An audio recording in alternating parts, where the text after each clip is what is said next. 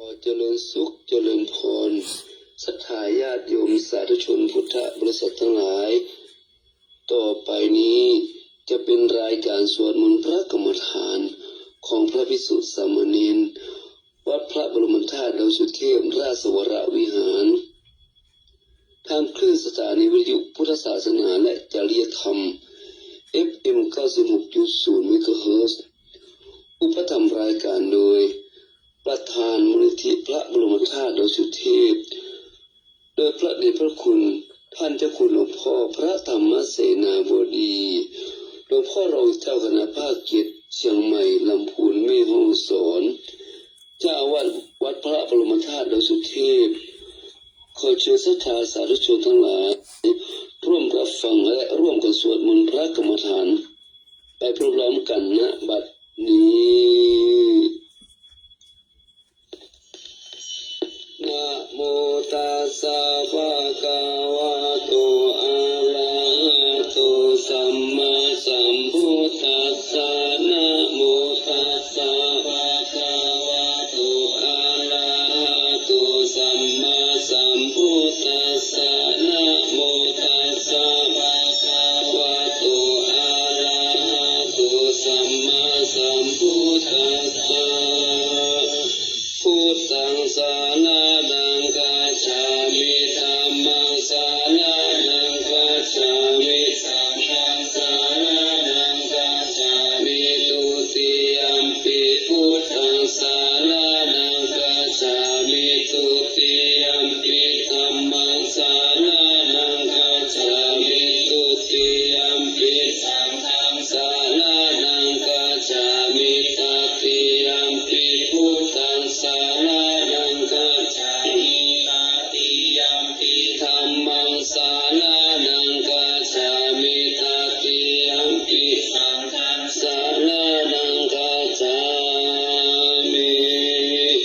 นะโมพุทธายะนะโมธัมมายะนะโมสังฆายะอัปปมาโนพุทโธอัปปมาโนธัมโมอัปปมาโนสังโฆพุทโธเมนะโตธัมโมเมนะโตสังโฆเมนะโตกัมมัฏฐานะเมนะตังกัมมัฏฐานะกายกาจาริโยเมนะโตอะหังคันติพุทธานุสติกัมมัฏฐานังยาจามิพุทธานุสติกัมมัฏฐานังเตตามิปันติปันติปิติอุปาจาระสมาธิญาจามิอิติปิโสภะคะวะอะระหังสัมมาสัมพุทโธวิจาจารณะสัมปันโนสุขโตโลกาวิทูอนุตตโรปุริสตัมมัสสารติสัทธาเทวมนุสสานังพุทโธภะคะวะติสาวะคาโตภะคะวะตาธัมโมสันติติโกอาการิโกเอหิปัสสิโกโมคานายิโกปัจจตังเวทิตาโพวิญโยอิติสุปฏิปันโนภะคะวะโตสาวกสังโฆจุปฏิปันโนภะคะวะโตสาวกสังโฆยายาปฏิปันโนภะคะวะโตสาวกสังโฆสามิจิปฏิปันโนภะคะวะโตสาวกสังโฆยะติตังจัตตาริปุริสายุคานิอัตถปุริสาภูคาลาเอสาภะคะวะโตสาวกสังโฆอาหุนายโยปาหุนายโยทักขินายโยอัญชาลิการานิโยอนุตตรังปุญญเกตังโลกัสสาติ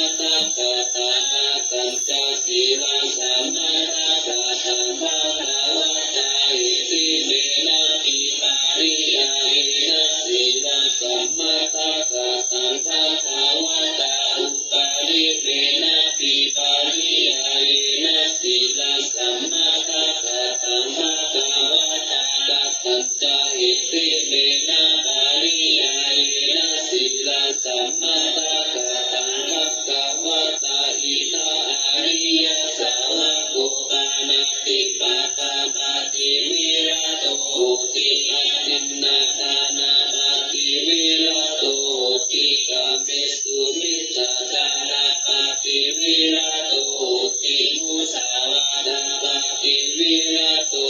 ติสุราเมรยมัจจปปมาทัฏฐานาปาติวิรัตโหติอิเอ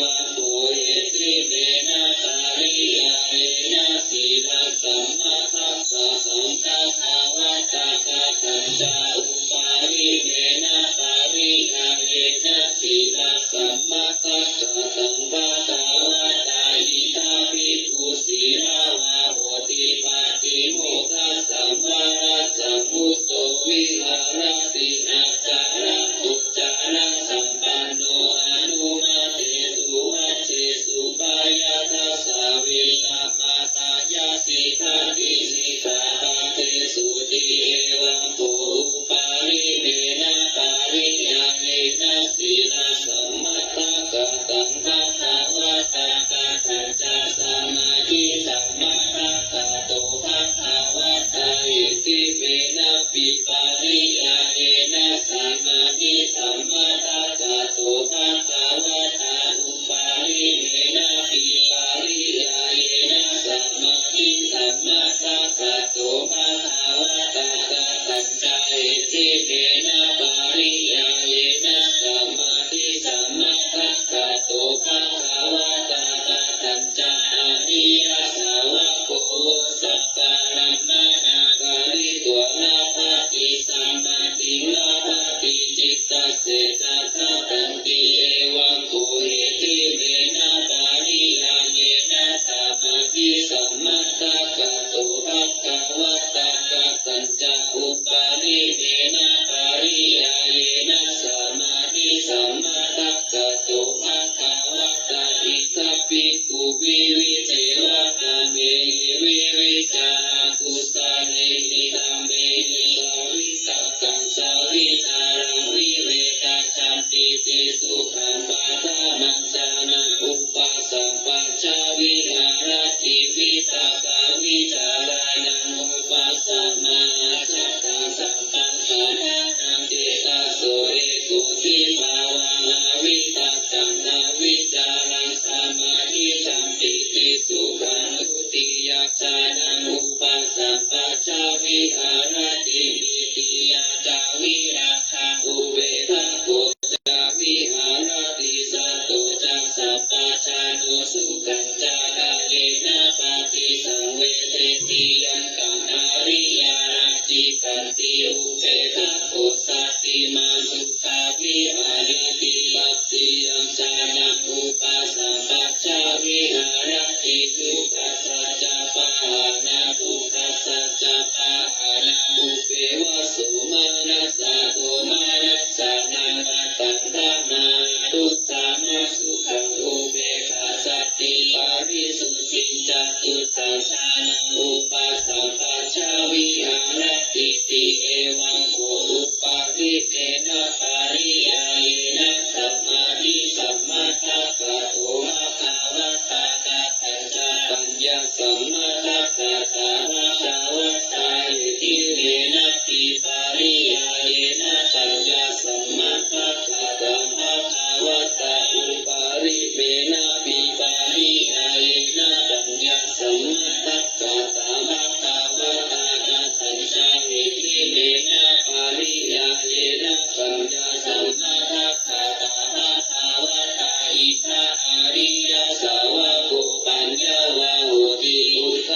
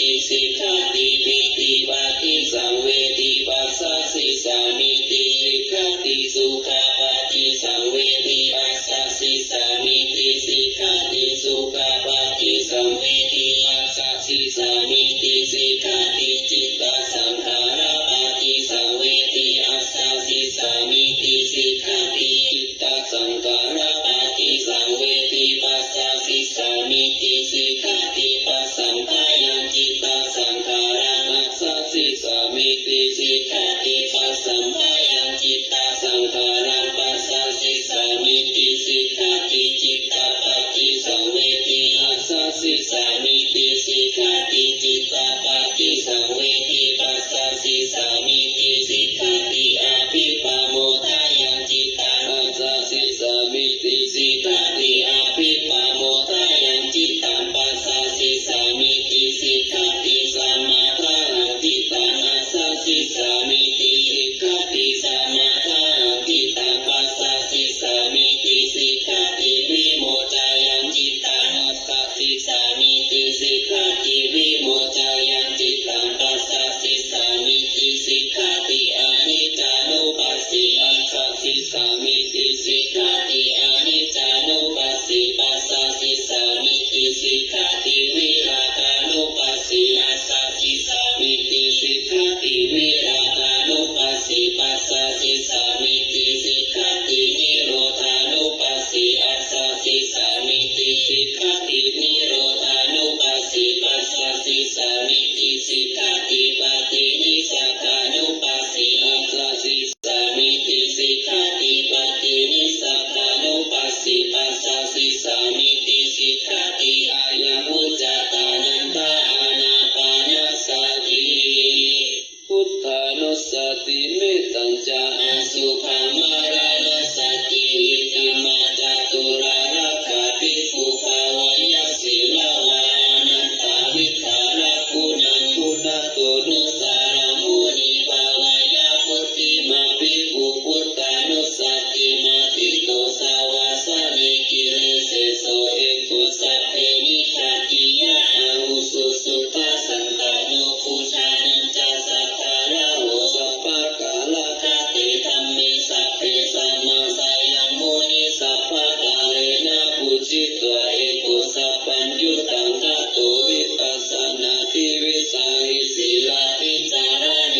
จัสสุสามิเตหิสัมปันโนคาคานาเบหินายะปุสัมมาคัตโตสุขันธานังอาโมคาวาจานุตัสโสดิวิตัสสะปิโลกัสสยตานิราวะเสสะโตอเนเกหิคุโลเกหิสัพพะสัตตุตโมอาหุอเนเกหิอุปาเยหินาราธาเมฆาเมหิยะเอกุสัพพะสะโลกัสสะสัพพะอัตตานุสัสสะโกภัตตายะอิสาริยตินังคุณานัปปาลาโมนิติปัญญายะสัสสะปะธัมเมสุการุณาสัพพะสันตุสุอัตตาทานัปปาลทานังสัจจิตาปุณเจติตายายะปาลามิจิตวะปัญญายะทานามุตตาริอุตตาริสัพพะธัมเมสุตายายันเจจาอุตตาริทิสามานุปิตาวาสารุปะกายโยอาจินตายโยอาสารนายายันเยธัมมะกายตถาวะตติพุทธานุสติภาวนาโยโคอนันทภิกขุวะภิกขุณีวะอุปัสสโกวะอุปัสสิกาวะธัมมานุธัมมะปฏิปันโนอนุธัมมจาริสุตัสสะตัสสะสักกะโลติการุการุติมานิติปุเชติปารามายะปุชายะปฏิปัติปุชายะทัสสะมะพินานันทะเอวันนิโนสิกิตาพันติโยโคอานันทมายะธัมโมจาวินโยจัตเตสิโตปัญญโสโส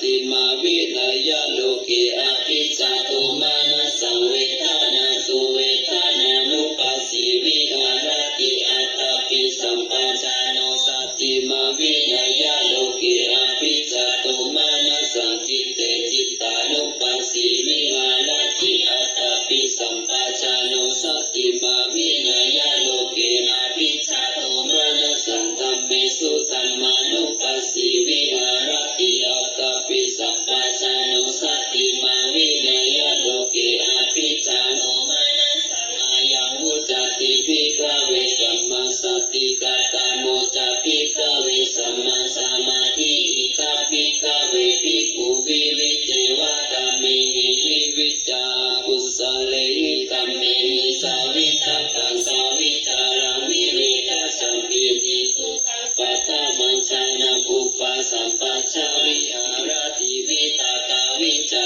รานังอุปสัมมาสัตตสัมปัสสะทานังทิตตโสเอโกทิภาวันอวิตกังอวิจารังสัมมาทิจัมปิติสุขังทุติยจานะอุปสัมปัชฌาวิหารติติติยจาวิราคะอุเปกขาโคจาวิหารติสัตโตจัสสัมปัชฌาโนสุขังจัตตายเนะปฏิสังเวทิติยันตังอริย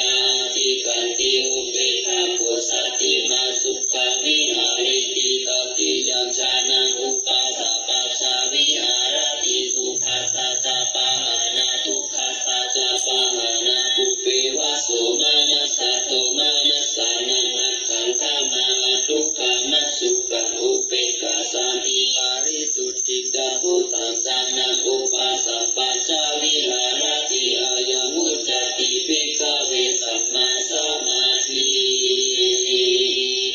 สัพเพสังฆาราอนิจจติยัตตาปัญญายาปัสสติอาคานิปินทติทุกเข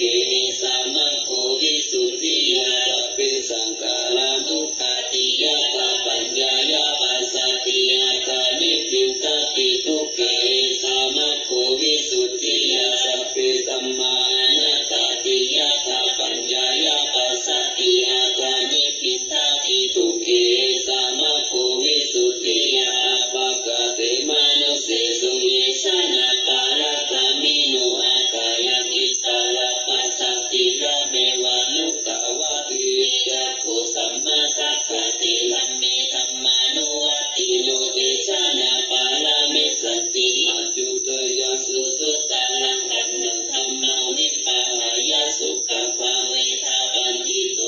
กาโนกามะธัมมาวิเวเกยตตุระมัตตราภิรติมิสยามิตวะกาเมยติตานุปาริโยตาปยาตานังจิตตเลสิงิปันติโตเยสังสัมโพธิยังเปสุสัมมาจิตตาสุภาวิตาอาตานาปาติยิตตะเกอนุปาทายะเยตัสสะทินาสาวะชุติมันโตเตโลเกปาเดเนพุตตาติอาทิตังนันวาคามายานาปาติกังเขอานาคาตัญญาตติตัมปะหินัตตังอาปัตตัญจาอนาคาตังจุปันนัญจายโยธัมมาสัทธะสัทธาวิปัสสติอัสสังหิรังอัสสังคุปะตังวิตามานุปรุหะหิอัตถิโยกิจามาทัปปังปุจันจามาลานังสุเวนะอิโนสังฆารันเตนะมหาเสนีนะมัจจุนาเอวังวิหารินาตาปิอาหุลัตตมาตันติตังตังเวปัตเตกาลตุติสันโตอาทิตาเตมุนีวิปัสสิตานามาตุจักขุมาตัสสะสิริมาตุสิกิตาปินามาตุสัพพะพุทธานุกัมปิโนเวอุสานามาตุนาหัตถะคัสสะตาปัสสิโนนามาตุกาคุสัสสะสัมมาหัตเถนะปามาปิโนโกนาคามานัสสานามาตุพระมานัสสะวุสิมาตุกัสสะปัสสะนามาตุวิปะมุตตัสสะตปะติอังกิลัสสะสานามาตุสัตตยะพุทธัสสะสิริมาตุโยอิมังธัมมานะเทสิสิสัพพะทุกขะป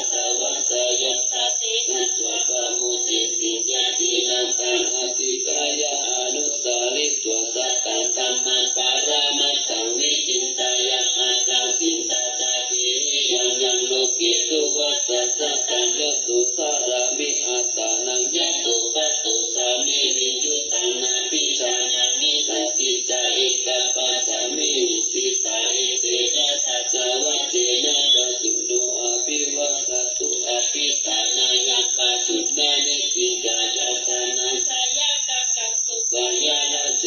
มัสสิสุกาปามุจายาสหัสสติสัจจาวะเรปัสสุโนมาภิวัสยะกาลานินันจาปุเรโตชาเจนะอภิวัสยะเอวะรุปัสสัจจกิริยังกัตวะวิริยมุตตะมังวัสสะเปสินานามิทัสสะจเตชะภาวะสิโสสัจเจนะเมสะโมนะติอิตาเมสัจจปารามิ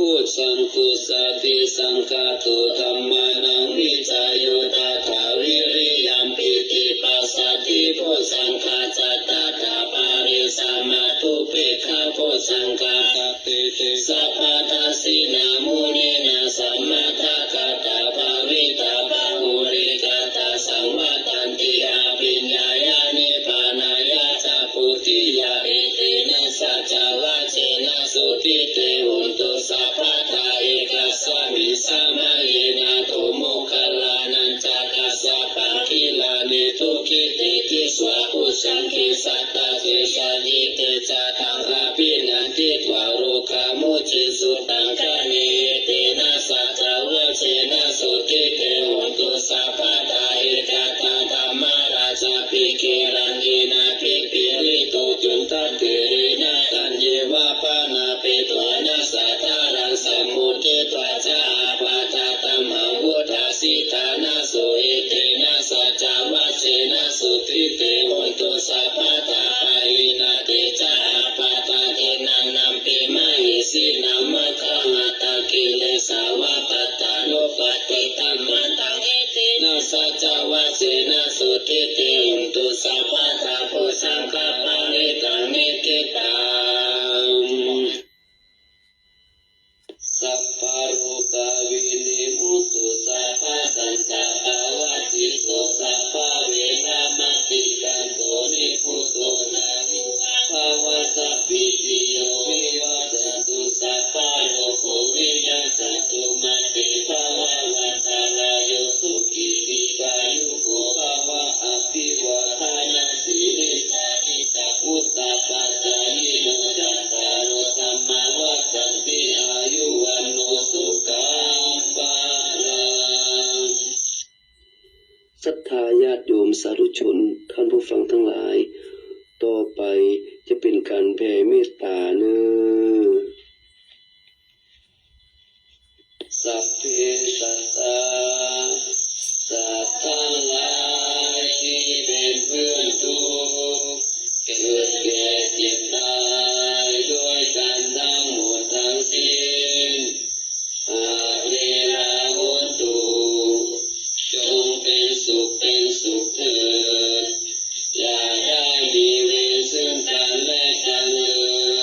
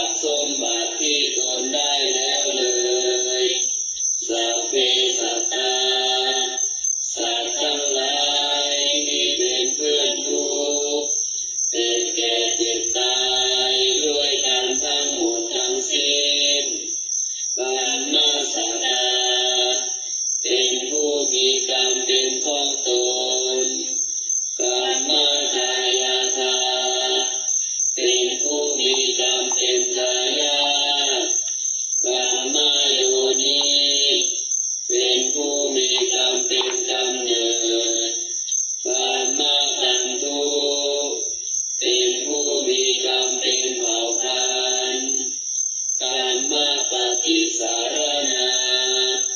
เป็นผู้มีกรรมเป็นที่พึ่งยังกรรมังกายสันติจักกระทำกรรมใดไว้การลายาวาดีก็ตามอาภัพวาชั่วก็ตา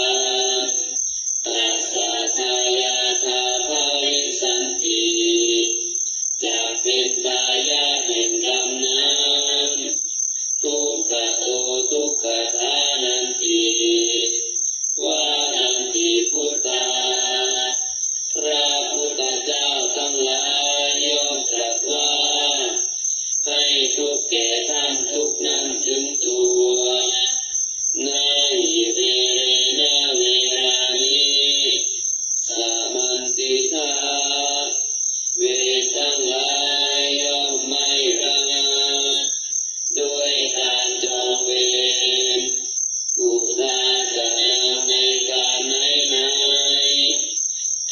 เวเรนะจะสัมมันติเวรทั้งหลายย่อมระงับด้วยการไม่จองเวรเอสะธัมโมสนันตโนนี้เป็นธรรมของเราต่อไปจะเป็นการแผ่กุศลติดตามด้วยแผ่บุญแผ่กุศลหยาดน้ำแบบฉบับพื้นเมืองเนื้ออิทังเมอิทังเมมาตาปิตุนังโหตุมาตาปิตุนังโหตุสุขิตาโหตุสุขิตาโหตุมาตาปิตโรมาตาปิตโรขอส่วนบุญนี้ขอส่วนบุญนี้จงสำเร็จจงสำเร็จแก่มารดาบิดาแก่มารดาบิดาของข้าพเจ้าของข้าพเจ้าขอให้มารดาบิดาขอให้มารดาบิดาของข้าพเจ้าของข้าพเจ้าจงมีความสุขจงมีความสุขอิทังเมอิทังเมยาตินังโหตุยาตินังโหตุสุขิตาโหตุสุขิตาโหตุยาตะโยยาตะโยขอส่วนบุญนี้ขอส่วนบุญนี้จงสำเร็จจงสำเร็จแก่ญาติทั้งหลายแก่ญาติทั้งหลายของข้าพเจ้าของข้าพเจ้าขอให้ญาติทั้งหลายขอให้ญาติทั้งหลายของข้าพเจ้าของข้าพเจ้าจงมีความสุขจงมีความสุขอิทังเมอิทังเมผู้รูปัชฌาผู้รูปัชฌายาจริยานังยาจริยานังโหตุโหตุสุขิตาโหตุสุขิตาโหตุผู้รู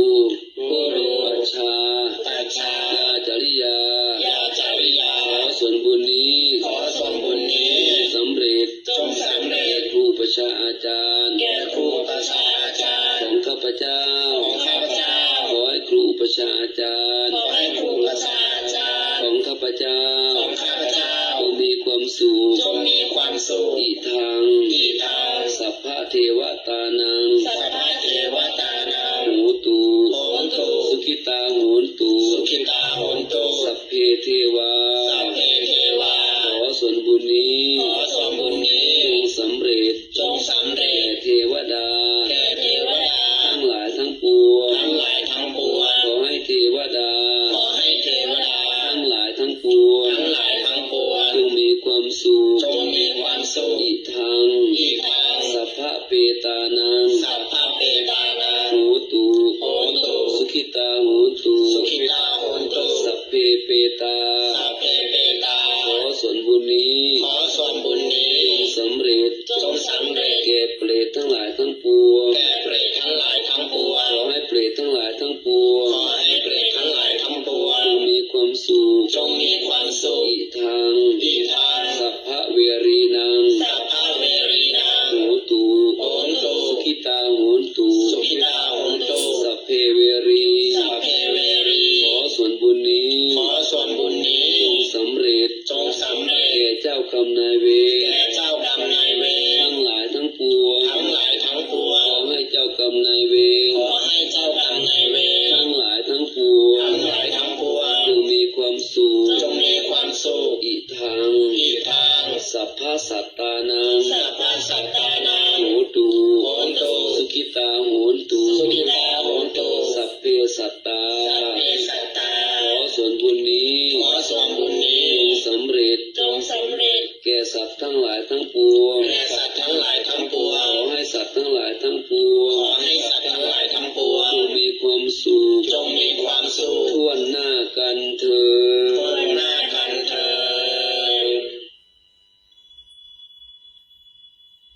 ยังกินจิกุสาลังกัจจปังกามาสัพเพหิตาเตหิตาตังปุญญังโนอนุโมทันตุสุนันตุโหตุเยเตวะมัสสามิทาเนอธิคาตาดิคายุกาสัตตาโหตุสัพเพสัตตาสุขียัตตานัปาริหารันตุมาตาปิตาสุขีตาโหตุทุกขปามุญญันตุสัพเพยะตากาสุขิตาโหตุทุกขปามุญญันตุสัพเพอายะตากาสุขิตาโหตุทุกขปามุญญันตุสัพเพติสาสัพเพยะตาสัพเพเปตาสุขิตาโหตุทุกขปามุญจันตุสัพเพนักขตาสุขิตาโหตุทุกขปามุญจันตุสัพเพเทวาสุขิตาโหตุ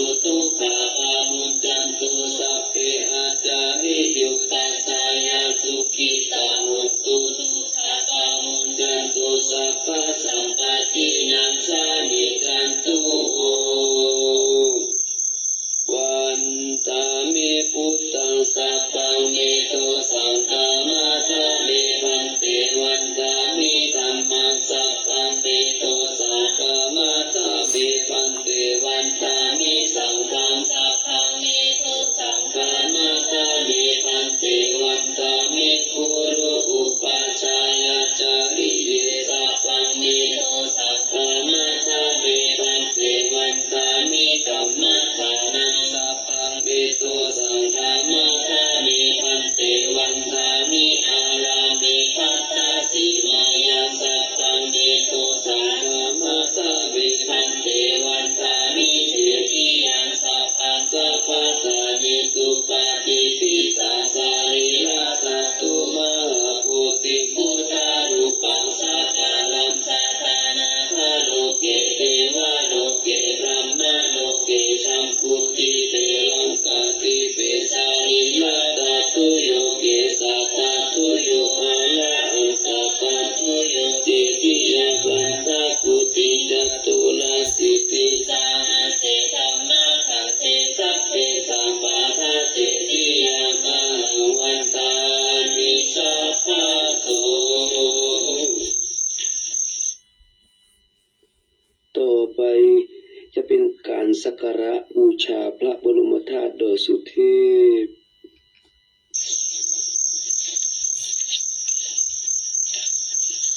นะโมตัสสะภะคะวะโตอะระหะโตสัมมาสัมพุทธัสสะนะ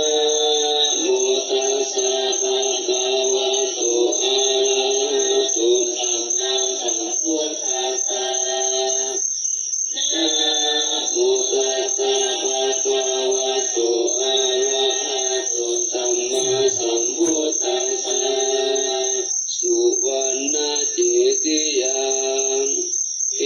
สา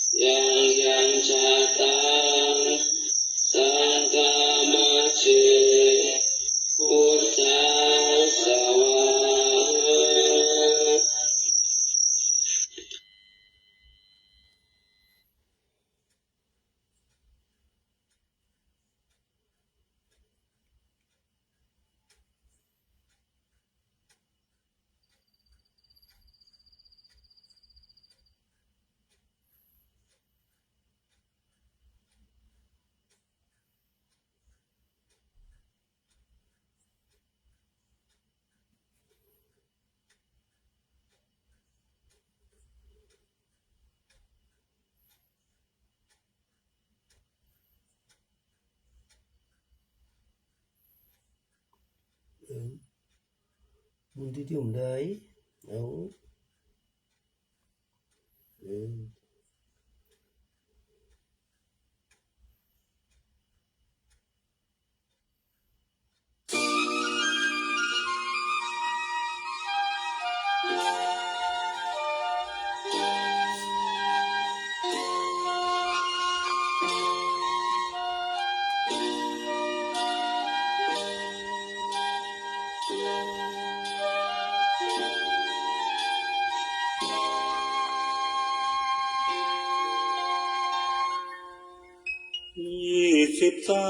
ตุลา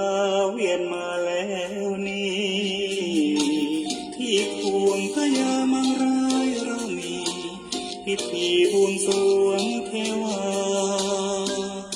วันชาตการขององค์ปฐมกษัตราผู้ครองแผ่นดินล้านนานามพ่อพญามังรา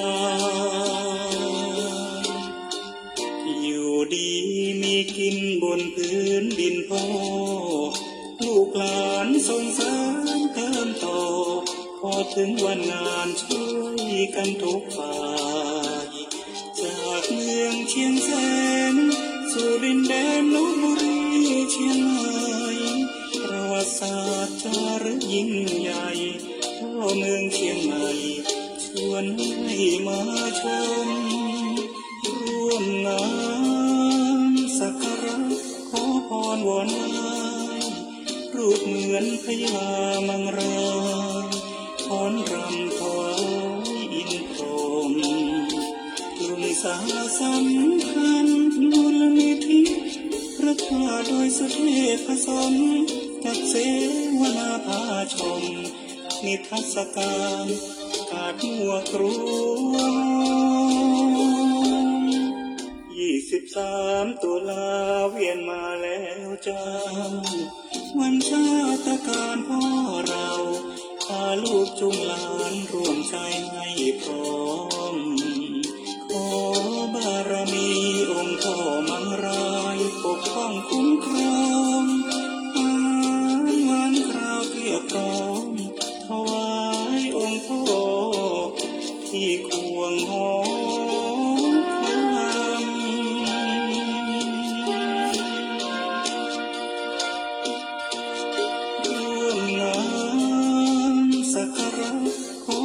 วอนไหว้รูปเหมือนพญามังรายฟ้อนรำถวายอินทร์กลุ่มสาสำคัญมูลนิธิรัฐาโดยสุเทพผสมจัดเสวนาพาชมนิทรรศการกาดมัวครวง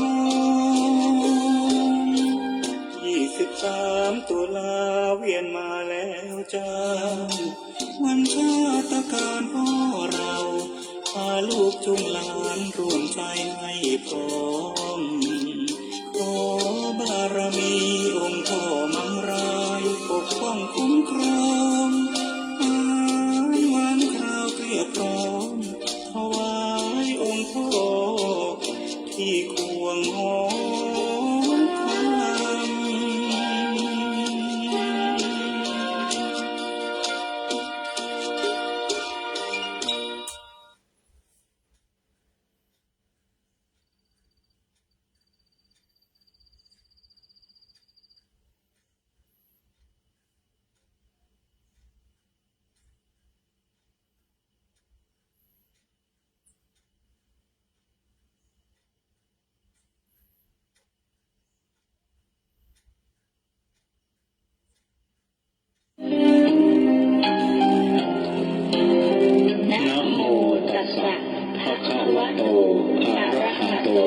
สัมมาสัมพุทธัสสะนะโมตัสสะภะคะวะโตอะระหะโตสัมมาสัมพุทธัสสะนะโมตัสสะภะคะวะโตอะระหะโตสัมมาสัมพุทธัสสะสุวรรณเกติยังเกสาวระมัทธรุหังวรัญญธาตุงสุเทวนามกัง ระเทเวหิสัพพะปูชิตังอหังวันทามิสัพพะทาปัญญาวาอัสมิงเยวะสันทิมาอีวัฏารยังปิตตัตตะเยสาสนะนิยานิเกติโมฆะปัตมะวรังอาปายะนิวารณังอรหังสัพพะโสปานังปัทธัมมังอุปัชชังคาหาเตตวาปัตตชีวรังยังชาตังสังฆมัคเทปุชฌาสวาหะ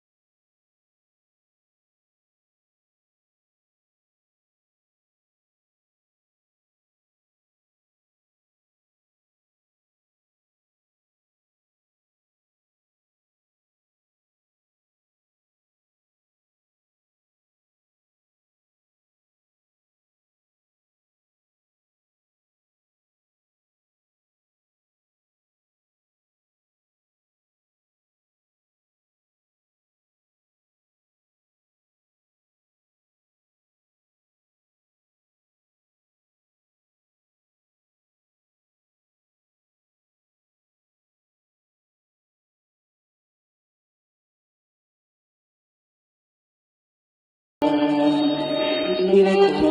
รอิ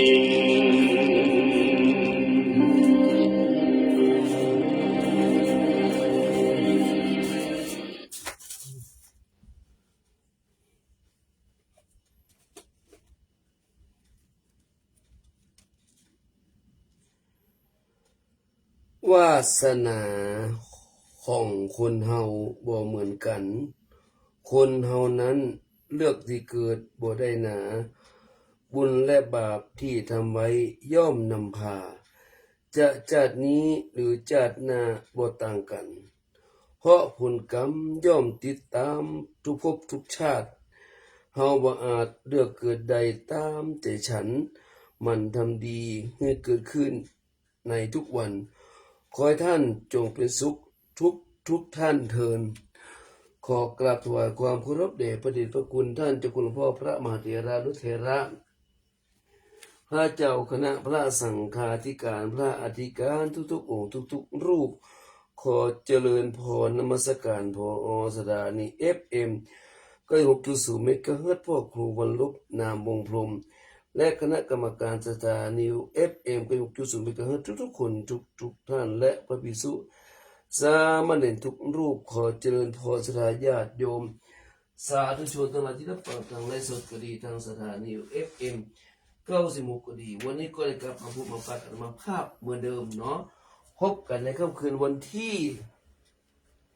เป็นเรื่องเนี่ยวันที่23วันนี้เป็นวันปิยมหาราชเนาะวันที่23หุ่นกระแหลมกันเนาะ แหลมแต่แรกวันนี้แหลม6 ค่ำเดือนเกียงเนาะเดือนที่เป็นอันทำบุญก็ทอดกฐินกันเดือนนี้เดือนเดียวเนาะเดือนนี้เดือนหน้าก็ไม่ใช่เดือนหน้าก็เป็นพระป่าเดือนเนี้ยติดวันลอยกระทงอากันเนาะเดือนเนี้ยวันนี้ก็มีหลายที่หลายต่างเนาะทางวัดพระราชโดยสิริผมก็จะมีวันที่27เนอะสถานญาติโยม27ก็หลายที่หลายต่างเหมือนกันโจนกันเบื่ออาตมาก็ไม่ไปได้สักทีเพราะว่าเฮาจำพรรษาส่วนไตรมาสโดยสุเทพเฮาก็ต้องรับกฐินที่โดยสุเทพแต่ว่าอาตมาก็วันที่27เหมือนกันเนาะก็โจนกันตามความจริงแต่จริงก็อยากจะไปบ้านน้องนานเหมือนกันกำแพงเพชรเป็นน้ำม่วนดีเมื่อแล้วได้ไปเนาะได้ไปหลังโควิดมันได้ไปสักดีก็โจนกันเนาะว่าจะได้ไปที่น้องนานปทุมบุรีเนาะวันที่9ก็พฤศจิกาก็ไม่ละวันที่9พฤศจิกาน้องนานเขียนว่าไปลืมได้3-4พี่น้องนะทุกพี่น้องคนทุกพี่เสือคนเนี่ยกับท่านไหนก็ท่านสุริยันคนอย่างต้นไปที่ใดเนี่ยก็ไปกันแน่นอนเพราะว่าอันนี้เพราะว่าวัดของเราก็เรียบร้อยแล้วเราสุเทพเนาะประชาสัมพันธ์ให้กับนักศรัทธาญาติโยมเนาะคือเป็นหูอย่าเพราะมันใกล้มาทุกคณะแล้ววันนี้วันที่อันนี้ละ23เนาะข้าม4วันก่อนเนาะ4วันแห่ง4วันโดยดร.ปิยพันธ์ผมที่ไม่เขียนว่านาปิยพันธ์แต่เอานี่เพิ่นเนาะดร.ปิยพันธ์หันนาคินนายกสมาคมนักศึกษาเก่าคณะวิศวกรรมศาสตร์มหาลัยเชียงใหม่รุ่นที่14มีความประสงค์จะขอรับพระราชทานผ้าพระกฐินพร้อมเครื่องบริวารพระกฐินเพื่อนำมาถวายพระสงฆ์จำพรรษาท่วนไตรมาสในเทศกาลกฐินพุทธศักราช2567ณวัดพระธาตุสุเทพตำบลสุเทพอำเภอเมืองจังหวัดเชียงใหม่ในวันอาทิตย์ที่27ตุลาคม2567เวลา 13:00 นหรือว่าบ่ายโมงเนาะกรมการศาสนาได้ดำเนินการขอรับพระราชทานผ้าพระกฐินพร้อมเครื่องบริวารผ้ากฐินเพื่อตามความประสงค์ของดร.ปิยพันธ์เนาะหันนาคินนายกสมาคมนักศึกษาเก่าคณะวิศวกรรมศาสตร์มหาวิทยาลัยเชียงใหม่รุ่นที่14เป็นที่เรียบร้อยแล้วศรัทธาญาติโยมท่านได้จะประสงค์อยากจะร่วมแล้วก็มาร่วมได้เนอะวันที่27ตอนบ่ายโมงเนาะตอนบ่ายโมงก็มาช่วง10 โมงไปเนี่ยก็เรามาฉันข้าวมากินข้าวเพ่ก็สิได้ไปมีเลี้ยงมีโรงทานโดดเนาะเจอเนอะต่อไปมาเข้าเลยประชาสัมพันธ์ตั้งธรรมหลวงเป็นพระมหาชาติเวสสันดรสดกใครจะเป็นเจ้าภาพอันนี้ก็เดี๋ยวจะบอกเบอร์โทรคือเนอะประเพณีตั้งธรรมหลวงปีที่4เชิญสาธุชนทั้งหลายรับฟังพระธรรมเทศนาเพศมหาชาติล้านนามหาเวสสันดรชดกเฉลิมพระเกียรติ13กัน 1,000 พระคาถาระหว่างวันที่10ระหว่างวันที่1แล้วฟังอุ้ยปลำเปลือ ระหว่างวันที่1ถึงวันที่13พฤศจิกายน2567ณลานพิธีพระบรมราชสุเทพเวลา 19:00 นหรือว่าทุ่มหนึ่งเป็นต้นไปร่วมทำบุญได้ที่ธนาคารกรุงไทยชื่อบัญชีวัดพระธาตุดอยสุเทพราชวรวิหารเลขที่บัญชี549-026-8820เนอะสถานญาติโยมนี่ท่านใดที่จะร่วมทำบุญแบบเจาะจงแบบบ่ก็บ่เอากันบ่เอาอย่างนี้นะขอร่วมก็เพิ่น3 บาท10 บาท20 บาท50 บาท100 บาทก็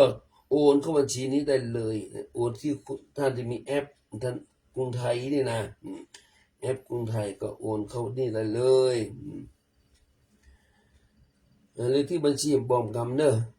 549-526-8820เนาะหรือว่าติดต่อสอบถามจะเป็นการเทศน์การทำแต่ละกันเกิดปีนั้นปีนี้จะเอากันร่วมหรือว่าการลักนี่นะติดต่อสอบถามได้ที่พระมหาสกลวิโรจนกิติปท9ประโยคผู้ช่วยเจ้าวัดพระธาตุดอยสุเทพเนาะเบอร์โทร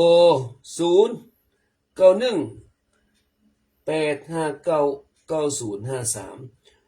091-859-9053หาเบอร์นี่ก็พระครูธรรมทรวัชรินทร์เตชะธโม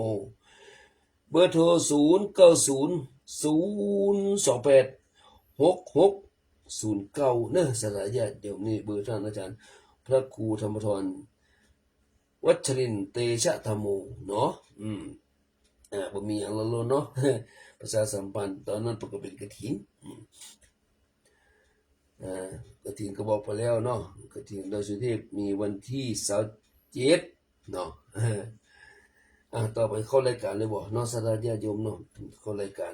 วันนี้วันพุธกำลังวัน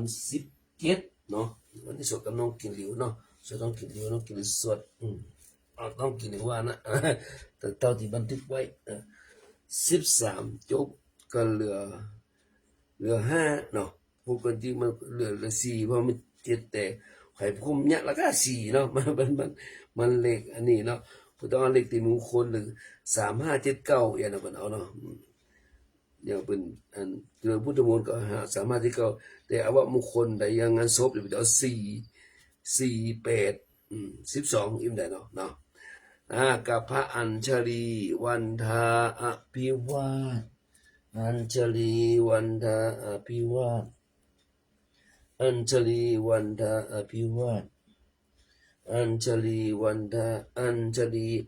ต่อไปเป็นกราบสติปัฏฐานมือไว้นาขานั่งหนอนั่งหนอนั่งหนอน้อมจิตมาที่มือขวาพลิกหนอพลิกหนอพลิกหนอขึ้นหนอขึ้นหนอขึ้นหนอถูกหนอถูกหนอถูกหนอมือซ้ายพลิกหนอพลิกหนอพลิกหนอขึ้นหนอขึ้นหนอขึ้นหนอถูกหนอถูกหนอถูกหนอขึ้นหนอขึ้นหนอขึ้นหนอถูกหนอถูกหนอถูกหนอลงหนอลงหนอลงหนอถูกหนอถูกหนอถูกหนอก้มหนอก้มหนอก้มหนอมือขวาลงหนอลงหนอลงหนอถูกหนอถูกหนอถูกหนอคว่ำหนอคว่ำหนอคว่ำหนอมือซ้ายลงหนอลงหนอลงหนอถูกหนอถูกหนอถูกหนอคว่ำหนอคว่ำหนอคว่ำหนอก้มหนอก้มหนอก้มหนอถูกหนอถูกหนอถูกหนอเงยหนอเงยหนอเง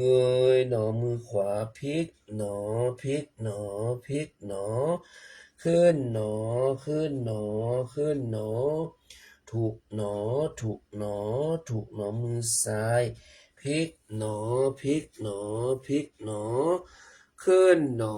ขึ้นหนอขึ้นหนอถูกหนอถูกหนอถูกหนอขึ้นหนอขึ้นหนอขึ้นหนอถูกหนอถูกหนอถูกหนอลงหนอลงหนอลงหนอถูกหนอถูกหนอถูกหนอต่อไปเก็บมือเนาะเก็บมือขวาลงนะคะลงหนอลงหนอลงหนอถูกหนอถูกหนอถูกหนอคว่ำหนอคว่ำหนอคว่ำหนอมือซ้ายลงหนอลงหนอลงหนอถูกหนอถูกหนอถูกหนอคว่ำหนอคว่ำหนอคว่ำหนอนั่งหนอนั่งหนอนั่งหนอเอาแล้วเนาะกราบสติปัฏฐานก็ได้จบลงไปต่อไปจนศรัทธาญาติโยมสาธุชนทั้งหลายร่วมกันสวดมหาจักรพรรดิกับน้องคิงหลิวได้ยินเกษียณราโชคมหามงคลเนอะ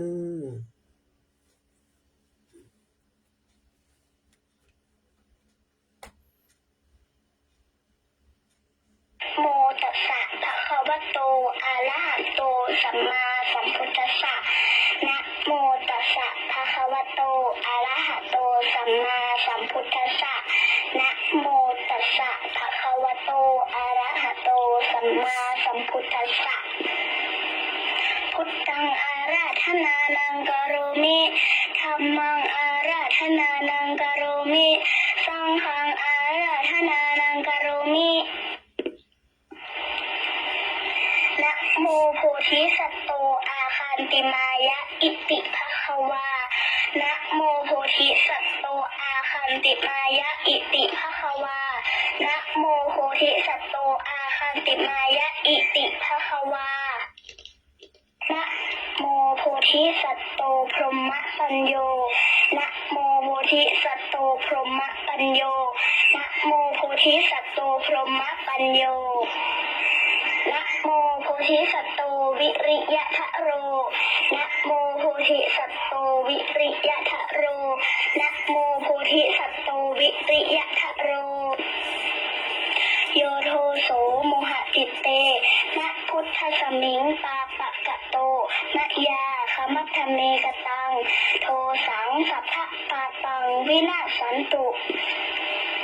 โยโทโสโมหะจิตเตนะธรรมสมิงปาปะกะโตมะยาคมัตถเมกตังโทสังสัพพะปาปังวินาศสันตุโยโทโสโมหะจิตเตนะสังฆสมิงปาปะกะโตมะยาคมัตถเมกตังโทสังสัพพะปาปังวินาศสันตุนะโมตัสสะภะคะวะโตอะระหะโตสัมมาสัมพุทธัสสะนะโมตัสสะภะคะวะโตอะระหะโตสัมมาสัมพุทธัสสะนะโมตัสสะภะคะวะโตอะระหะโตสัมมาสัมพุทธัสสะนะโมพุทธายะพระพุทธไตรรัตนญาณมณีนพรัตน์ศีสหัสสะสุธรรมาพุทโธธัมโมสังโฆยะถาพุทโมนะพุทธบูชาธรรมบูชาสังฆบูชาอะคีทานังวรังคันทังสีวลีจะมหาเถรังอาหังวันทามิทุระโตอะหังวันทามิทาตุโยอะหังวันทามิสัพพโสพุทธธรรมสังฆบูเชมินะโมพุทธายะพระพุทธไตรรัตนญาณมณีนพรัตน์ศีสหัสสะสุธรรมาพุทโธธัมโมสังโฆยะถาพุทโมนะพุทธบูชาธรรมบูชาสังฆบูชา อคีทานังวรังคันทังสีวลีจมหาเทรังอาหังวันทามิทุระโต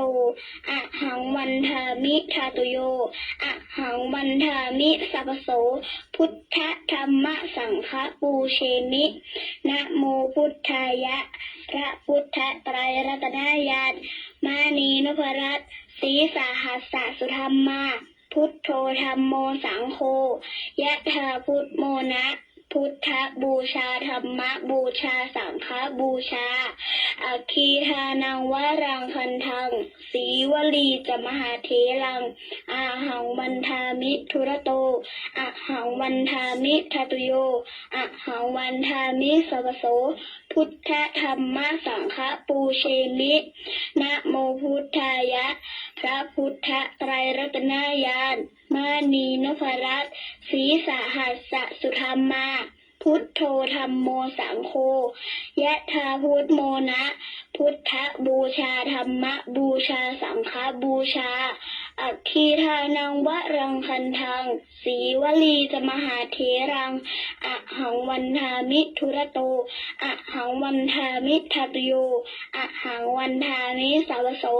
พุทธธรรมสังฆปูเชมินะโมพุทธายะพระพุทธไตรรัตนญาณมณีนพรัตน์ศรีสหัสสะสุธรรมาพุทโธธัมโมสังโฆยะถาพุทโมนะพุทธบูชาธรรมบูชาสังฆบูชาอคีทานังวรังคันทังสีวลีจมหาเทรังอะหังวันทามิทุระโตอะหังวันทามิทาตุโยอะหังวันทามิสัพพโสพุทธธรรมสังฆปูเชมินะโมพุทธายะพระพุทธไตรรัตนญาณมณีนพรัตน์ศรีสหัสสะสุธรรมาพุทโธธัมโมสังโฆยะถาพุทโมนะพุทธบูชาธรรมบูชาสังฆบูชาอคีทานังวรังคันทังสีวลีจมหาเทรังอะหังวันทามิทุระโตอะหังวันทามิทาตุโยอะหังวันทามิสัพพโสพุทธธรรมสังฆปูเชมินะโมพุทธายะพระพุทธไตรรัตนญาณมณีนพรัตน์ศรีสหัสสะสุธรรมาพุทโธธัมโมสังโฆยะถาพุทโมนะพุทธบูชาธรรมบูชาสังฆบูชาอคีทานังวรังคันทังสีวลีจมหาเทรังอะหังวันทามิทุระโตอะหังวันทามิทาตุโยอะหังวันทามิสัพพโสพุทธธรรมสังฆปูเชมินะโมพุทธายะพระพุทธไตรรัตนญาณมณีนพรัตน์ศรีสหัสสะสุธรรมาพุทโธธัมโมสังโฆยะถาพุทโมนะพุทธบูชาธรรมบูชาสังฆบูชาอคีทานังวรังคันทังสีวลีจมหาเทรังอาหังวันทามิทุระโตอะหังวันทามิทาตุโยอะหังวันทามิสัพพโสพุทธธรรมสังฆปูเชมินะโมพุทธายะพระพุทธไตรรัตนญาณมานีนพรัตน์ศรีสหัสสะสุธรรมาพุทโธธัมโมสังโฆยะถาพุทโมนะพุทธบูชาธรรมบูชาสังฆบูชาอคีทานังวรังคันทังสีวลีจมหาเทรังอาหังวันทามิทุระโตอะหังวันทามิทาตุโยอะหังวันทามิสัพพโสพุทธธรรมสังฆปูเชมินะโมพุทธายะพระพุทธไตรรัตนญาณมานีนพรัตน์ศรีสหัสสะสุธรรมาพุทโธธัมโมสังโฆยะถาพุทโมนะพุทธบูชาธรรมบูชาสังฆบูชาอคีทานังวรังคันทังสีวลีจมหาเทรังอะหังวันทามิทุระโตอะหังวันทามิทาตุโยอะหังวันทามิสัพพโสพุทธธรรมสังฆปูเชมิ นะโมพุทธายะพระพุทธไตรรัตนญาณมณีนพรัตน์ศีสะหัสสะสุธรรมา พุทโธธัมโมสังโฆ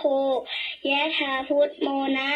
พุทธบูชาธรรมบูชาสังฆบูชาอาคีทานังวะรังคันทังสีวลีจะมหาเทรังอะหังวันทามิทุระโตอะหังวันทามิทัตุโยอะหังวันทามิสัพพโสพุทธธรรมสังฆปูเชมินะโมพุทธายะพระพุทธไตรรัตนญาณมณีนพรัตน์ศีสะหัสสะสุธรรมา พุทโธธัมโมสังโฆยะถาพุทโมนะ พุทธบูชาธรรมบูชาสังฆบูชาอัคคีทานังวะรังคันทังสีวลีจะมหาเถรังอะหังวันทามิทุระโตอะหังวันทามิทัตุโยอะหังวันทามิสัพพโสพุทธธรรมสังฆปูเชมินะโมพุทธายะพระพุทธไตรรัตนญาณมณีนพรัตน์ศีสะหัสสะสุธรรมา พุทโธธัมโมสังโฆยะถาพุทโมนะ พุทธบูชาธรรมบูชาสังฆบูชาอัคคีทานังวะรังคันทังสีวลีจะมหาเถรังอะหังวันทามิทุระโตอะหังวันทามิทัตุโยอะหังวันทามิสวโสพุทธธรรมสังฆปูเชมิ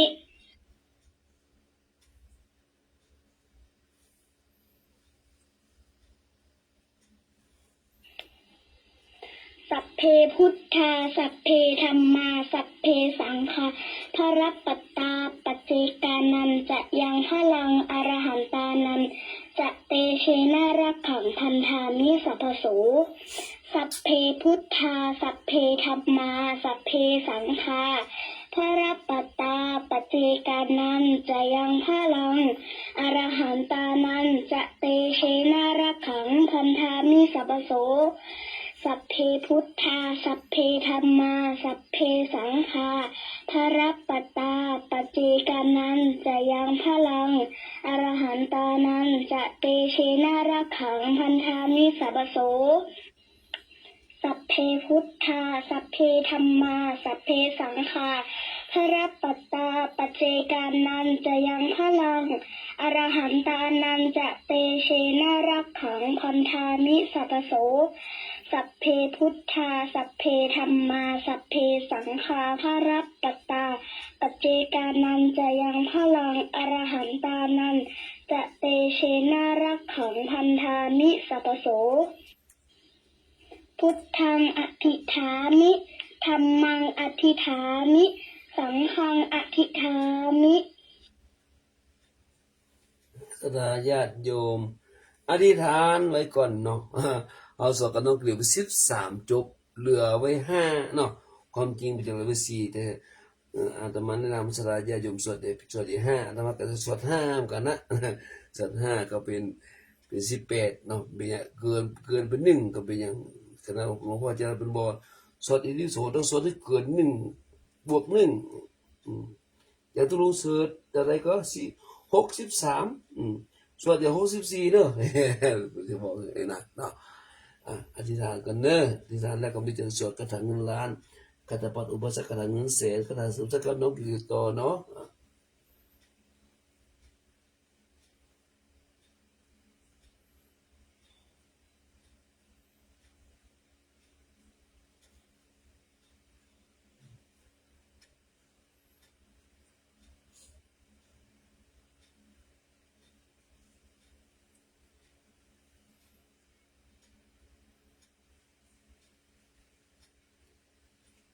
อธิษฐานเรียบร้อยแล้วบ่ต่อไปก็ได้สวดคาถาเงินล้านเนาะกับน้องกิเลสต่อเนาะ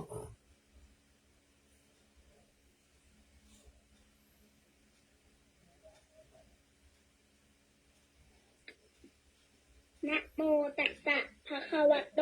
อะระหะโตสัมมาสัมพุทธัสสะนะโมตัสสะภะคะวะโตอะระหะโตสัมมาสัมพุทธัสสะนะโมตัสสะภะคะวะโตอะระหะโตสัมมาสัมพุท ธัสสะสัมปจิตฉามินาสังสิโมพรหมาจะมหาเทวาสัพเพยะขาปารายันติพรหมาจะมหาเทวาลาภาภวันตุเมมหาปุญโยมหาลาโภภวันตุเมนิเตภาหุหติพุทธมะอะอุนะโมพุทธายะวิระทะโยวิระโคนายังวิระหิงสาวิระทาสีวิระทาสาวิระอิทิโยพุทธัสสะมณีมามะพุทธัสสะสวาหุมสัพปจิฉามิเพ่งเพ่งพาพาหาหารือสัมปจิฉามินาสังสิโมพรหมาจะมหาเทวาสัพเพยะขาปารายันติพรหมาจะมหาเทวาอภิลาภาภวันตุเมมหาปุญโยมหาลาโภภวันตุเมนิเตภาหุหติพุทธมะอะอุนะโมพุทธายะวิระทะโยวิระโคนายังวิระหิงสาวิระทาสีวิระทาสาวิระอิทิโยพุทธัสสะมานีมามะพุทธัสสะสวาหมสัมปติฉามิเพ่งเพ่งพาพาหาหารือสัมปจิตฉามินาสังสิโมพรหมาจะมหาเทวาสัพเพยะขาปารายันติพรหมาจะมหาเทวาลาภาภวันตุเมมหาปุญโยมหาลาโภภวันตุเมนิเตภาหุหติพุทธมะอะอุนะโมพุทธายะวิระทะโยวิระโคนายังวิระหิงสาวิระทาสีวิระทาสาวิระอิทิโยพุทธัสสะมณีมามะพุทธัสสะสวาหมสัพปจิฉามิเพ่งเพ่งพาพาหาหารือสัมปจิตฉามินาสังสิโมพรหมาจะมหาเทวาสัพเพยะขาปารายันติพรหมาจะมหาเทวาอภิลาภาภวันตุเมมหาปุญโยมหาลาโภภวันตุเมนิเตภาหุหติพุทธมะอะอุนะโมพุทธายะวิระทะโยวิระโคนายังวิระหิงสาวิระทาสีวิระทาสาวิระอิทิโยพุทธัสสะมานีมามะพุทธัสสะสวาหมสัพปติฉามิเพ่งเพ่งพาพาหาหารือสัมปจิตฉามินาสังสิโมพรหมาจะมหาเทวาสัพเพยะขาปารายันติพรหมาจะมหาเทวาลาภาภวันตุเมมหาปุญโยมหาลาโภภวันตุเมนิเตภาหุหติพุทธมะอะอุนะโมพุทธายะวิระทะโยวิระโคนายังวิระหิงสาวิระทาสีวิระทาสาวิระอิทิโยพุทธัสสะมณีมามะพุทธัสสะสวาหมสัพปจิฉามิเพ่งเพ่งพาพาหาหารือสัมปจิตฉามินาสังสิโมพรหมาจะมหาเทวาสัพเพยะขาปารายันติพรหมาจะมหาเทวาอภิลาภาภวันตุเมมหาปุญโยมหาลาโภภวันตุเมนิเตภาหุหติพุทธมะอะอุนะโมพุทธายะวิระทะโยวิระโคนายังวิระหิงสาวิระทาสีวิระทาสาวิระอิทิโยพุทธัสสะมานีมามะพุทธัสสะสวาหมสัพปติฉามิเพ่งเพ่งพาพาหาหารือสัมปจิตฉามินาสังสิโมพรหมาจะมหาเทวาสัพเพยะขาปารายันติพรหมาจะมหาเทวาลาภาภวันตุเมมหาปุญโยมหาลาโภภวันตุเมนิเตภาหุหติพุทธมะอะอุนะโมพุทธายะวิระทะโยวิระโคนายัง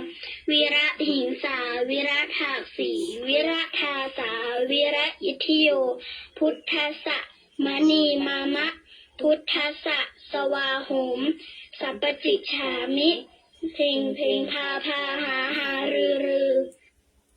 เอาละเนาะต่อไปสวดพุทธคุณธรรมคุณสังฆคุณเนาะอันนี้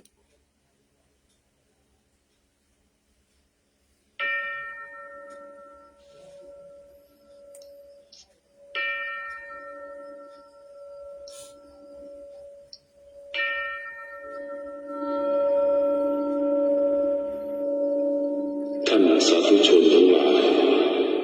ต่อไปนี้จะเป็นการสวดมนต์เจริญจิตภาวนา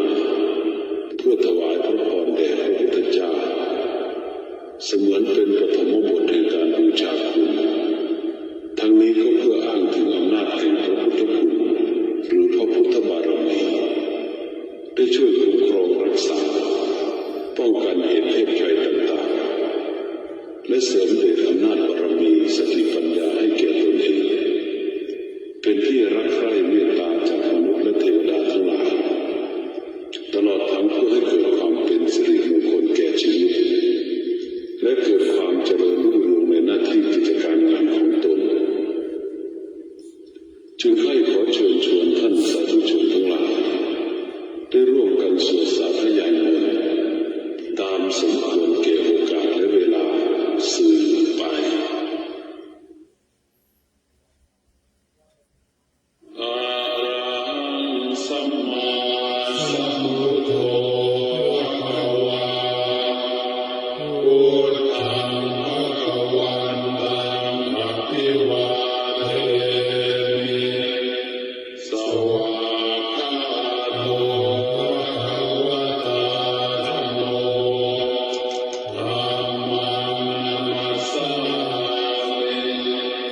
สุปฏิปันโนภะคะวะโตสาวกสังโฆสังฆังนัมมามิ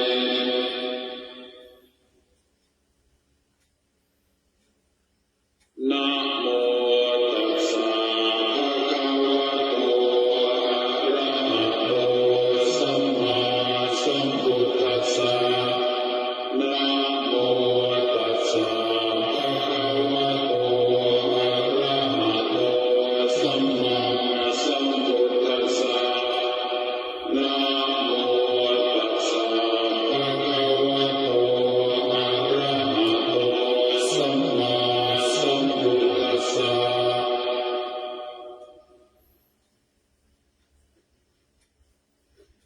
อิติปิโสภะคะวะอะระหังสัมมาสัมพุทโธเวชชาจารณะสัมปันโนสุขโตโลกวิทูอนุตตโรปุริสธรรมสารทิสัทธาเทวมนุสสานังพุทโธภะคะวา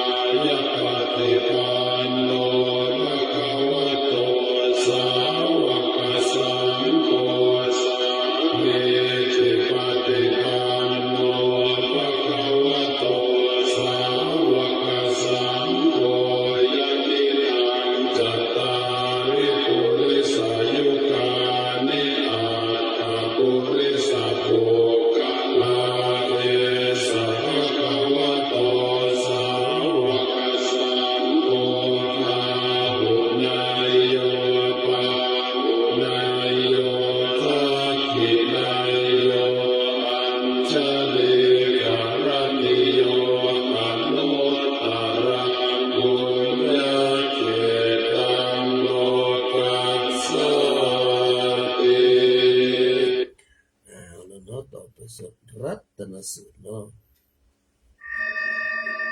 รัตนสูตรเป็นพระสูตรที่พระพุทธเจ้าทรงมอบให้พระอานนท์นำสวดเพื่อโปรดชาวเมืองเวสาลีให้รอดพ้นจากโรคระบาดความอดอยากและพยันตรายทั้งปวงที่รุมเร้าเมืองแห่งนี้และเพื่อยังให้ชาวเมืองทั้งหลายได้มีดวงตาเห็นธรรม นะโมตัสสะภะคะวะโตอะระหะโตสัมมาสัมพุทธัสสะนะโมตัสสะภะคะวะโต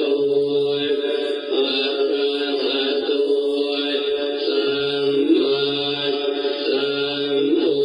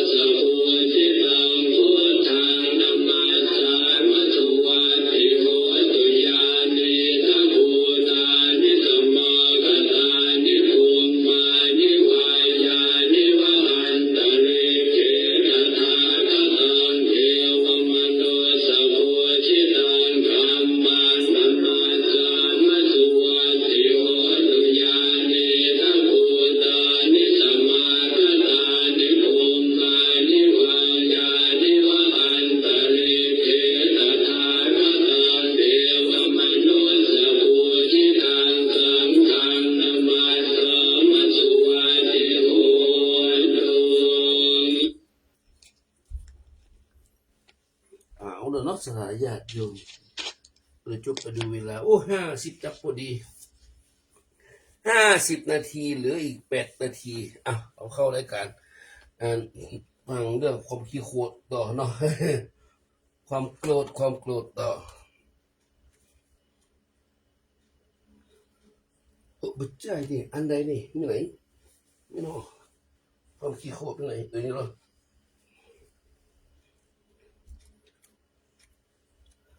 ต่อจากเมื่อคืนนี้เนาะ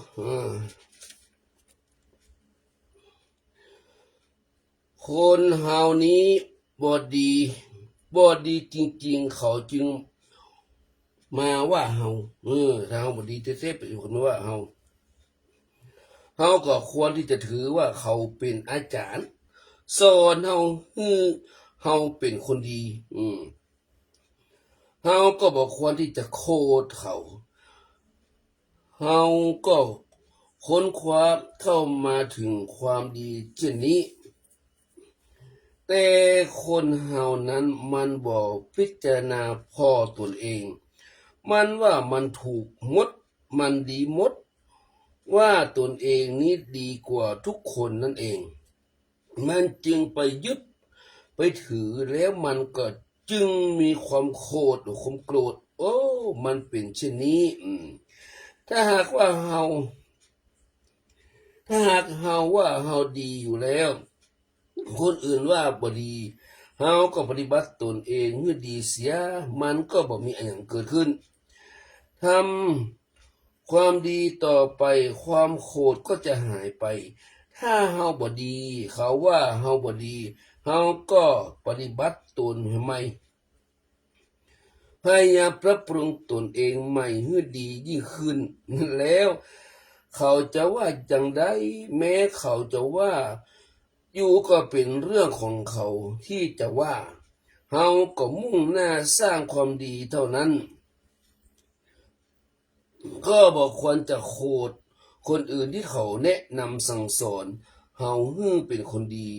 แม่พ่อแม่สอนลูกก็ดีลูกก็ปฏิบัติดีเหียแม่พ่อแม่ก็บอกควรที่จะโคดลูกอะไรอย่างเพราะเฮาดีขึ้นมาแล้วอย่างนี้ปู่ย่าตายายก็เหมือนกันอันนี้วิธีละความโกรธภายในที่คนอื่นทำให้เฮามีความโกรธเกิดขึ้นบัดนี้เฮาจะมาศึกษาวิธีละความโกรธที่เกิดขึ้นแก่ตนเองเมื่อเข้าใจว่าเฮาโกรธตนเองทำอะไรยังบ่ดีเฮาโคตรอะหยังอู้จาปราศัยบ่ดีโคตรอะหยังความคิดของตนเองคิดบ่ดีเฮาก็มีความโกรธหงุดหงิดเช่นนี้โคตรจิตของตนเองนั่นทำสมาธิบ่เป็นสมาธิเช่นนี้เฮาก็มาศึกษาพิจารณาพอแล้วว่าเฮาขาดสติปัญญาดังนั้นที่เฮายังพิจารณาพ่อตนเองบ่ได้ความโกรธมันจึงเกิดขึ้นมาได้อย่างนี้ถึงเมื่อมาศึกษาพอแล้วก็ความโกรธเป็นของบ่ดีมีโทษหมดโคตรลูกโคตรล้านโคตรเพื่อนฝูงโคตรพ่อโคตรแม่พี่น้องปู่ย่าตายาย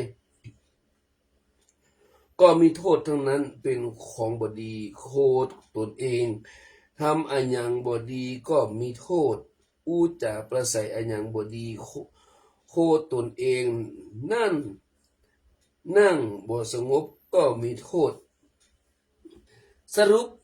รุปความแล้วความโกรธนี้ถ้ามารวมอยู่แล้วมันก็จะมีโทษเผดเผาจิตใจของเฮาเหือนเร่าร้อนขุ่นมัวอยู่ตลอดบ่มีความสุขอะหยังไผ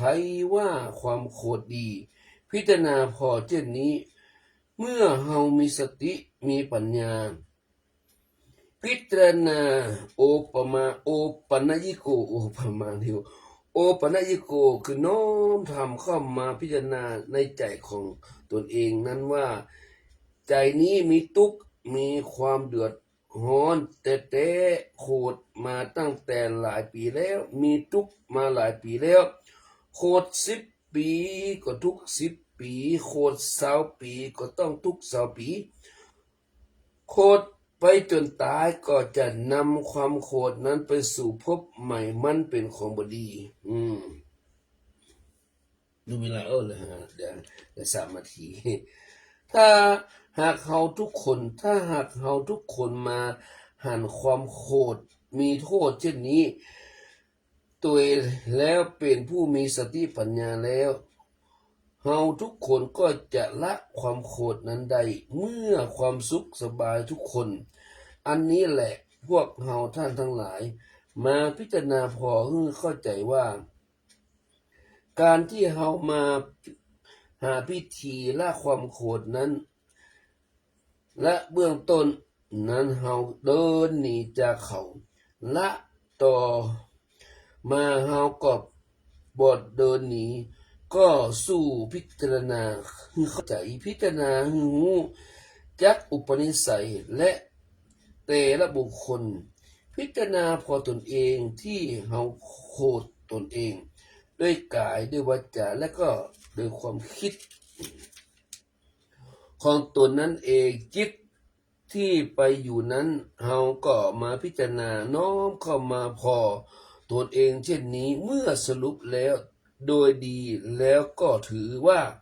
เป็นของบ่มีโทษของที่มีโทษและแล้วเฮาก็จะเอาไว้เนี่ยหยังเอาไว้ทำไมของสกปรกมันเน่ามันเหม็นทุกข์ก็เหมือนกันมาให้เฮาเช่นนี้เฮาก็ควรจะละโดยเป็นผู้มีสติปัญญาและอย่างดังกล่าวมานี้เฮาก็จะสบายใจอยู่กับสามีภรรยาก็ดีเวลาโต้แย้งเถียงกันอยู่เฉยๆก่อนเมื่อเฮาใจดีจึงมาอู้จาภาษากับลูกกับหลานกับลูกกับเมีย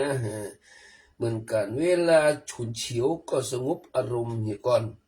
จึงไปอู้จาภาษาและแนะนำสั่งสอนเขากับพ่อกับแม่พี่น้องปู่ย่าตายายและเพื่อนฝูงก็เหมือนกันเมื่อเกิดความโกรธขึ้นก็สงบอารมณ์ให้ก่อนขันติคือความอดทนเอาไว้อดทนเนาะอดทนเนาะอดทนเนาะความสงบเสงี่ยมเตรียมตัวเอาไว้อย่างนี้คำว่าขันติความอดทนคืออดกั้นเอาไว้มาแสดงบ่มาแสดงออก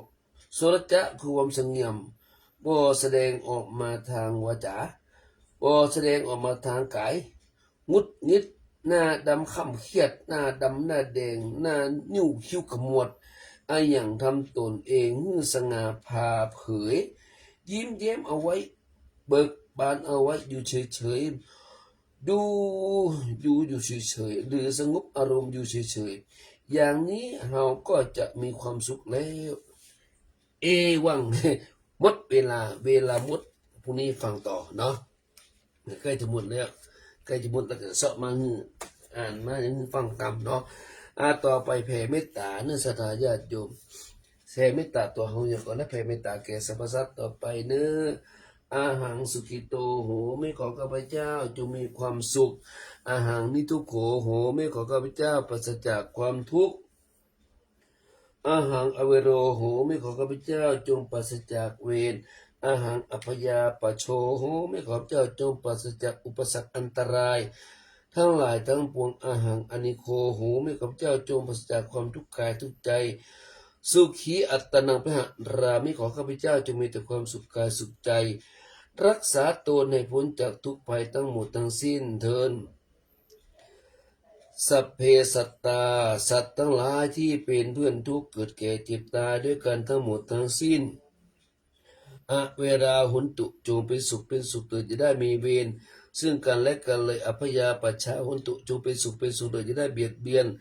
ซึ่งกันและกันเลยอะนีฆาหุนตุจงเป็นสุขเถิดจะได้มีความทุกข์กายทุกใจเลย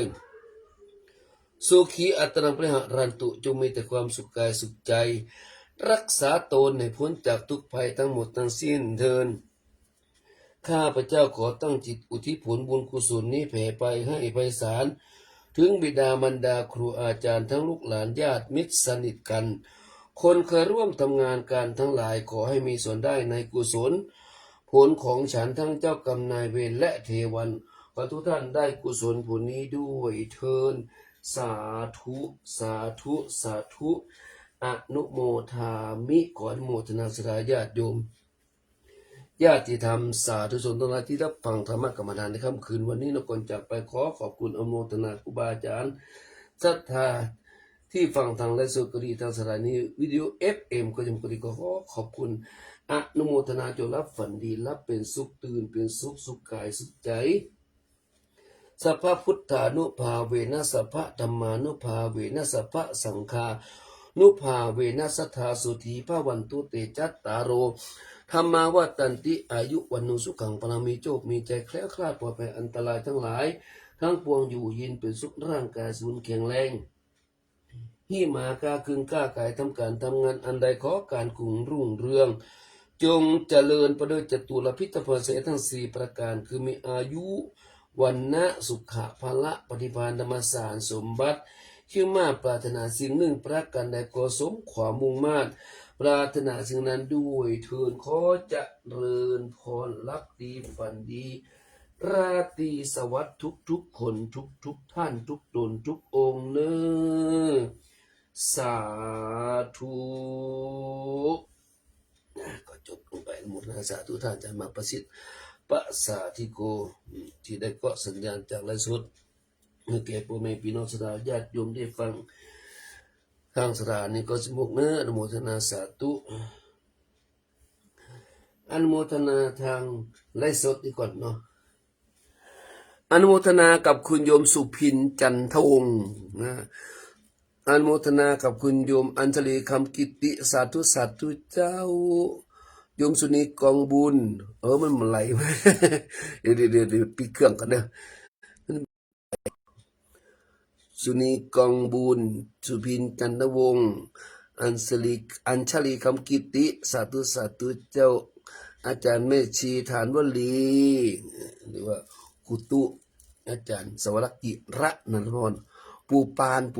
เนาะอนุโมทนาปูปานเนอแม่ทอนลุงทูลโยมข้าวเอกะและครอบครัวกับสาธุเจ้าสาธุแม่ทอนลุงทูลปัสสนุภิกขุสุริยันคำปามาสุริยันคำปาไปเอวนะมูสาธุเนอมีใครแล้วเนาะรับดีฝันดีรับขอฝันเงินหมื่นตื่นเงินหมื่นหายกายเงินแสนเงินล้านเนื้ออายุอนุสุขังปะลัง